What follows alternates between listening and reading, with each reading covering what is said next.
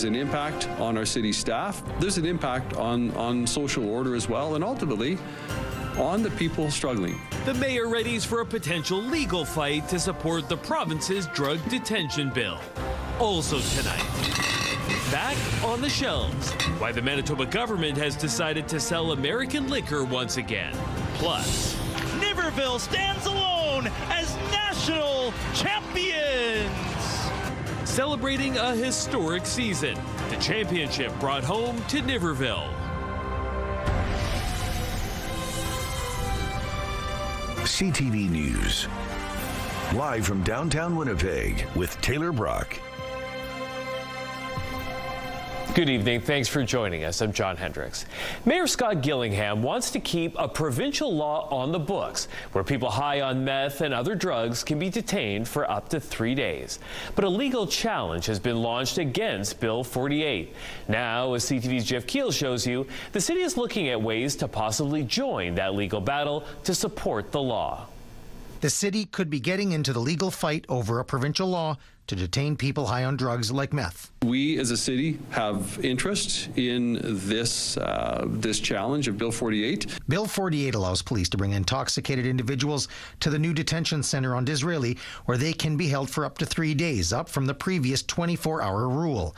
But Manitoba's former chief psychiatrist, James Sim, is challenging the law in court, in part because he believes there is not enough medical oversight and the setting is questionable. I didn't think it was humane treatment under the WRHA or shared health rules on the use of seclusion.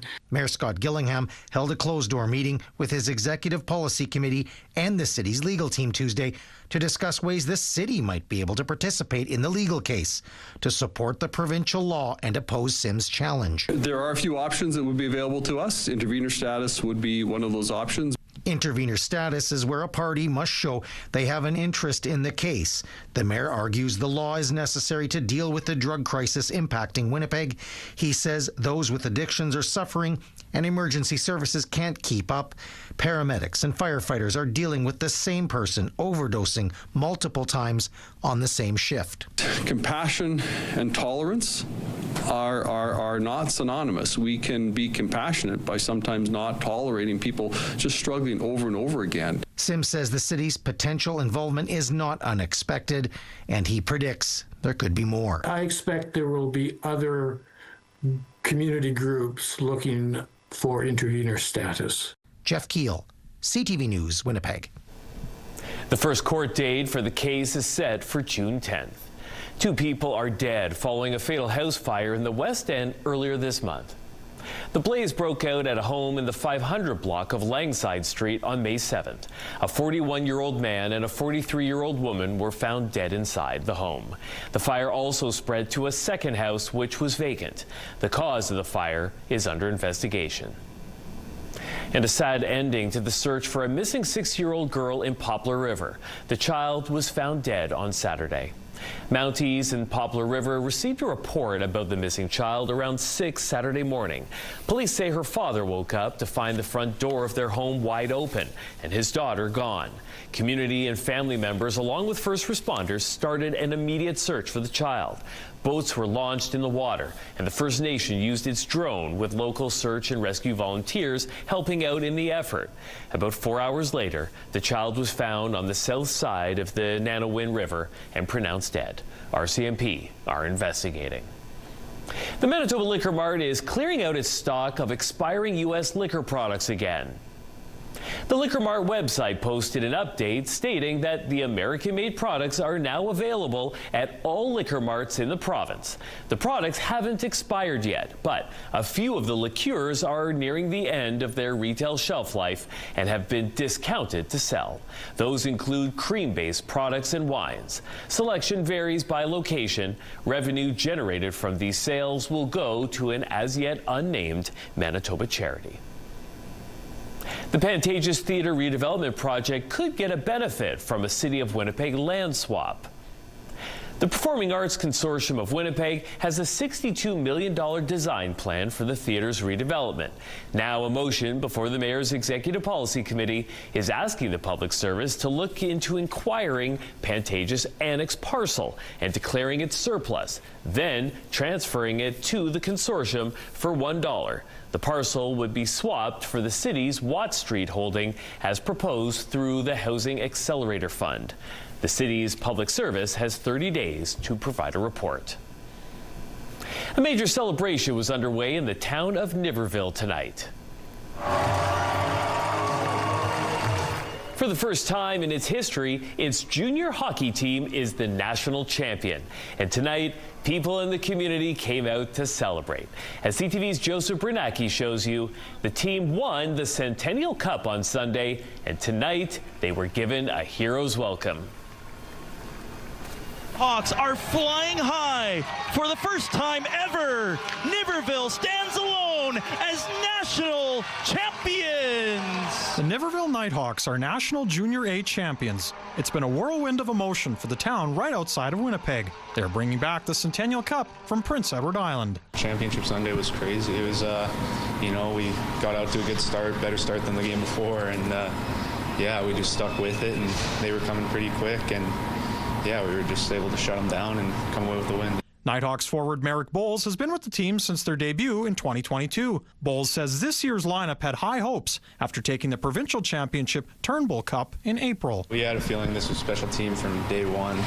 We're all really tight. We're all really good friends, and we're able to stick with it. Nighthawks head coach Dwight Hurst has only been with the team for 2 full seasons, and he was all smiles thinking about all the local talent on the squad. We led the teams this year in our league with the most Manitobans. We had 16 or 17, I believe, Manitobans on our roster, so the notion is going out west or going somewhere else to play and grow and become a player is just been proven that we can do it with the local talent we have here. It's only the 4th time in Canadian Junior Hockey League history a Manitoba squad has won nationally. The Portage Terriers were the last team to win in 2015. Hundreds of Nighthawks fans got together on Sunday in the community, ripe with anticipation for a big win on ice. Awesome game. It's so exciting.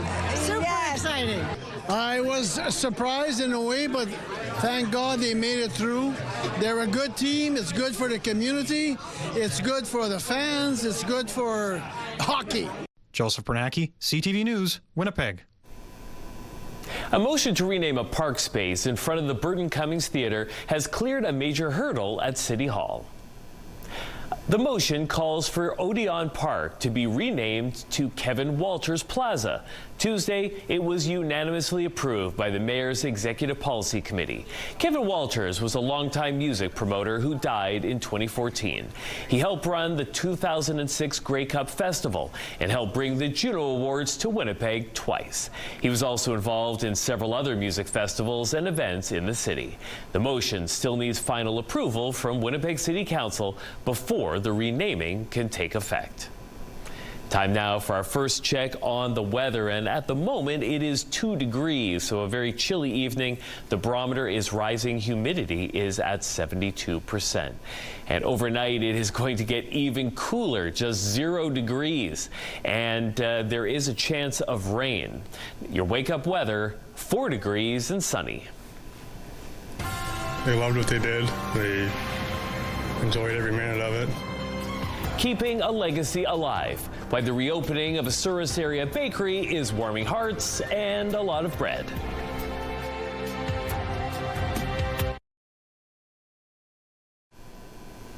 A family separated by decades and a controversial government policy has been reunited tonight. It was kind of shocking, but at the same time it was like, wow, I have a family out there. Melody Roberts shared lunch today with her brother Joseph and her sister Donna, a day after they all met for the first time since being separated by the 60 Scoop. It's the first time she's been in Canada since she was adopted out to Oregon. It was her brother Joseph who contacted with the Hope Center, ultimately leading to the siblings finding their way back to each other. I had a family. I got papers from the adoption agency telling me I came from a family of 9, and I had no idea that they were out there. Melody and Joseph's sister Donna says that she'd been looking for them for 40 years and added her name to the adoption registry in the hope of finding them. The siblings have spent their time since reuniting last night, getting to know each other, sharing information, and looking at pictures. Melody and her siblings plan to speak over the phone with 2 other brothers tonight. The city's searching for a consultant to study traffic flow along a busy stretch of St. Mary's Road. The city says more than 40,000 vehicles travel daily on St. Mary's from Taché Avenue to St. Anne's Road.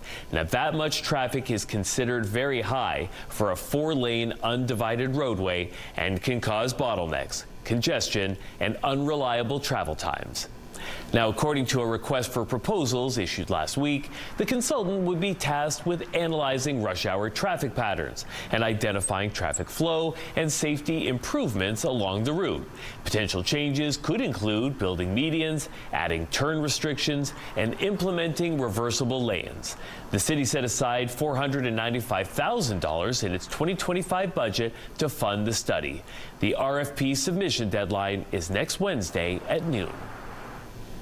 Adult learning centers and literacy programs are about to get more accessible in Manitoba.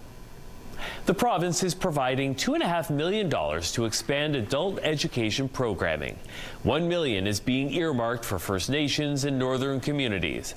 The province says the boost is intended to stabilize and strengthen programs in priority communities and support recruitment and retention of professionals. But there is a bit of a forgotten piece of the puzzle here, which is adult education. So that's literacy skills, that's coming back to finish your grade 12. And I've said to many people, everyone's education journey is different. And we come in and out of that journey often by no fault of our own. And the path does not look the same for everyone. An additional $100,000 is also going to support 60 Indigenous women enrolled in related programs at Urban Circle. The total provincial funding for adult education and literacy in the province now sits at nearly $25 million. Getting a traditional home-style bread isn't that easy, especially if you live in a small town like Souris. The Minari Home-Style Bakery was the one and only bakery in town for years, but it closed after longtime owners died this spring. But as CTV's Harrison Shin shows you, the ovens are heating up again. Shannon Cahoot is buying granola bars for the first time since the Minari Homestyle Bakery closed in early March after owners Cindy and Darwin passed away. Well, it means everything to a small community. It's family run. It's one of the few places bakeries around anymore. In fact, the 97-year-old bakery is the only bakery in Souris just half an hour from Brandon. Now, the 3 Minari children, Adam, Cody, and Kendra, are taking over, continuing to fill Sourisite's bread fixation. It's just been fantastic towards us and what we planned on doing, and we're very patient with everything going on, and we're very welcoming when he came back. And his parents are never far from his mind. They loved what they did. They enjoyed every minute of it. They said they didn't sometimes, but deep down they knew they did. The community gem has been famous for their baking, bringing people from far and wide to try their fritters. If you come to Souris on a Saturday morning in the summertime, they're lined up around the down the street and around the corner like it's a Taylor Swift concert, for crying out loud. It's quite impressive. Cody adds they will be there to hit that centennial mark in 3 years. Figured we'd do this and make them proud and continue on the family legacy. We just want to show that, or let them know that the town is supporting them with whatever they need. We're excited they're back, and we know they'll do a great job. Harrison Shin, CTV News, Souris, Manitoba. You could be a multi-millionaire and not even know it. How much money a winning ticket sold in Manitoba is worth. And we'll have your complete Skywatch forecast when we return.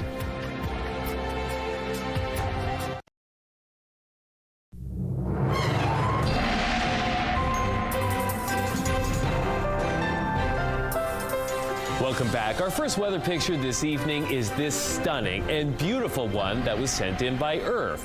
It shows the sun setting at Grand Marais. I love the shot composition, showing the beach in the foreground and the water and sun in the back. Amazing photo. Our second picture tonight is also awesome and funny. This squirrel seems to be posing for Kevin's camera as he was out walking his cat, Frodo. He tells us the squirrels are seemingly more active when he's out with this cat, and he says at times they peek out from their safe places to watch them.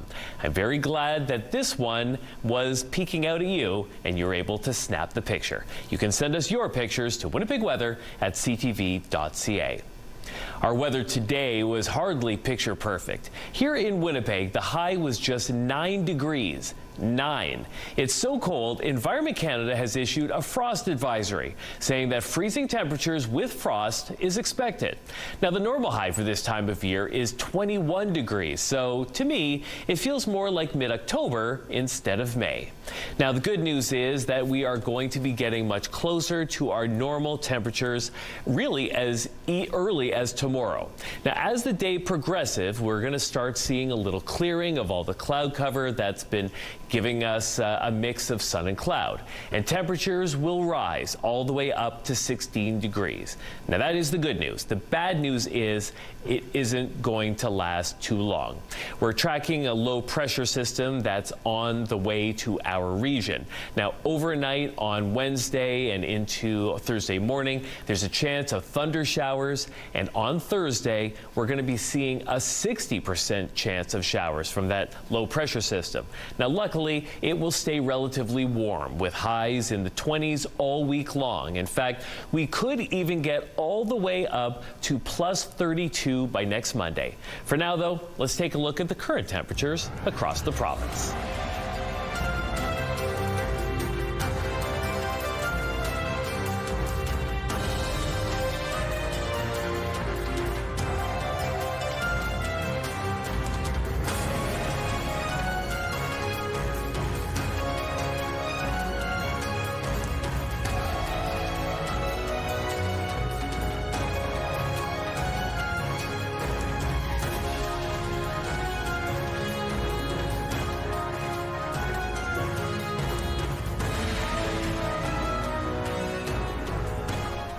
Nearly 1 in 10 new vehicles sold in Manitoba this March were zero emission.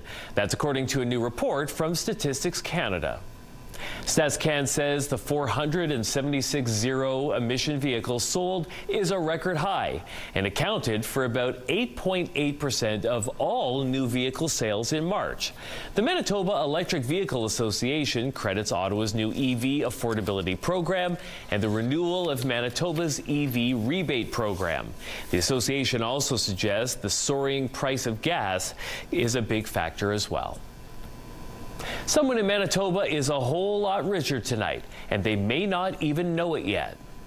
The winning ticket for Saturday's Lotto 649 Gold Ball draw was purchased right here in Manitoba, and the jackpot is a whopping $46 million. Now, according to Lotto Spot, the ticket was bought outside of Winnipeg. The winning number up on your screen right now, and the winner or winners will have 1 year to claim the prize, so check those tickets. I would compare it probably to like the early 2000s Black Friday. No time like the present to try and buy a watch. The lengths some fans are taking to get their hands on the new Swatch watch.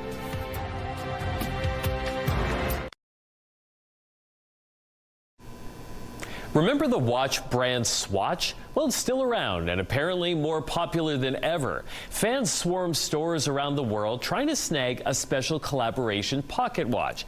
As Rebecca Jarvis shows you, the Swiss watchmaker was forced to close dozens of locations because of the chaos. This morning, pandemonium at Swatch stores across the globe as eager shoppers showed up in droves trying to snag the Swiss watch brand's hottest new item. It's the highly sought-after Royal Pop Pocket watch, a collaboration with luxury timepiece maker Audemars Piguet. only available for purchase in-store. Resellers have been waiting for this. The watch retailing for about $400, but online they're being resold for thousands. Going for about $3,000 on the market right now. Just outside Philadelphia, long lines forming as early as 4 a.m. at King of Prussia Mall, delaying its opening Saturday. I would compare it probably to like the early 2000s Black Friday, like OG Black Friday. Police say an additional 100 officers were called in to disperse the crowd. One person was arrested for defiant trespassing. In Long Island, New York, police seen deploying mace on a throng of shoppers at Roosevelt Field Mall. The frenzy even reaching Europe, this violent scuffle erupting outside of a Swatch store in Milan. Swatch announcing the temporary closure of several locations over the weekend. The company says the collection will be available for several months. Adding in a statement, to ensure the safety of both our customers and our staff in Swatch stores, we kindly ask you not to rush to our stores in large numbers to acquire this product. Rebecca Jarvis, ABC News, New York. They say age is nothing but a number, and a young journalist is living proof of that. Because, as CTV's Adam Sawatsky shows you, a 7-year-old is already reporting on his community from his unique perspective. Like all good reporters, Clement Gray is full of questions. Why are you filming my feet? And will do whatever it takes to get an answer. Ow! Like our prickles actually prickly.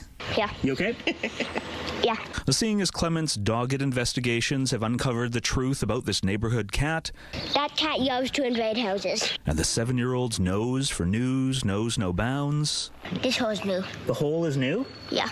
Clement's mom, Jessime Tedley, agreed to help him publish his reporting. Whenever he, showed an interest in anything I could frame as loosely academic, we would just kind of go for it. The magazine's title was inspired by Clement's nickname, Lemon, and the first issue featured coverage of a birthday party. So I could tell people who weren't invited about it. Clement reported that cupcakes were served, balloons popped, and one girl cried during a game to get a goodie bag. But just random things will sort of catch his imagination, and he'll want to tell people about them. That's how we decide what the next one's going to be. Seeing as Clement is on the autism spectrum and has ADHD, his process is unique. Some guy is recording me right now. He dictates his reporting, his mom types it verbatim, then he chooses pictures to illustrate the article before she posts it online. Yeah, that one's good. That one's good. Clement has reported that deer crossing sidewalks are adorable. When his little sister falls off her bike onto the sand, it sounds like zoom, then flop. And in an article titled Bottle Butt, mums who store water bottles in the back of their pants can be both funny and fashionable. That one was a hot one with the under 7 set, for sure. If you ask Clement why he does this, he'll tell you it's to show how fun and cool it feels to be neurodivergent. Seeing it from a different point of view. A different point of view that Clement is distributing in a different sort of way by printing out tiny QR codes and sticking them to little free libraries for people to find, which leads to his latest article advising readers that scanning random QR codes can lead to viruses. Maybe potentially dangerous. Like all good reporters, Clement will never stop searching for unique angles to report on news you can use. I was pretty excited. Adam Sawatsky, CTV News, Victoria. The pipes are calling. How the St. Andrew's Society celebrated Victoria Day in Winnipeg. And we'll have your 7-day Skywatch forecast when we return.